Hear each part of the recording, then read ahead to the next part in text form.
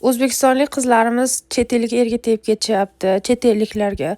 O'zbek yigitlar qolmabdimi degan kommentariyalar har doim keladi. Nima uchun men kanadalik yigitni tanlaganimni shu videoda aytib beraman. Meni ikkita sababim bor. Birinchi sabab, men 18 yoshimda Koreyaga o'qishga ketganman. Koreyada 6 yil o'qib, O'zbekistonda 2 yil yashab, keyin Kanadaga kelganman. Hozir 5 yil davomida Kanadada yashayman. 11 yil davomida uyimizga sovchilar kelishmagan, chunki men chet eldaman. Chet elda yurganimdan keyin meni hech kim ko'rmaydi. Agar O'zbekistonda yashasangiz, baribir ko'chada kimdir ko'rib qoladi, qanaqadir bir tanishib qolasiz, qayerdadir ishlaysiz. O'zbekistonda yashasangiz, o'zingizga o'zbek yigiti yoki o'zbekistonlik yigit topish osonroq baribir. Albatta meni so'rashganlar bo'lgan. Ayamni dugonasining o'g'li, yana kimdir, qanaqadir bir tanishlarimiz so'rashgan. Shuning uchun ham agar o'zbek chet elda yashasa, chet elda yashayotgan o'zbekni topish osonroq. O'zbekistonda yashaydigan o'zbek, O'zbekistonda yashaydigan o'zbekni topish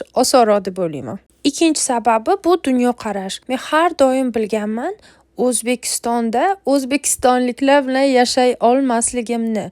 Chunki meni fikr doiram boshqacha.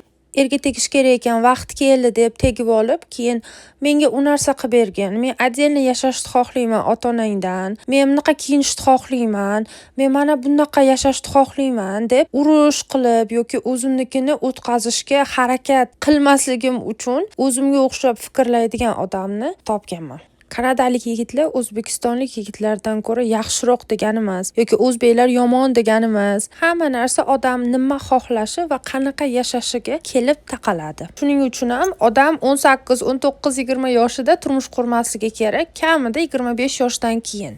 Meni fikrimcha 25 yoshdan keyin odam qanaqa yashashi va kim bilan yashashi, qanaqa xarakterli odam bilan yashashi, qanaqa muhitda yashashi, nechta bola ko'rishi va shunga o'xshagan narsalarni ancha biladi. Odam o'zi kimligini 25 yoshdan keyin o'rganib biladi. O'zingizni fikringizni kommentariyada yozib qoldiring.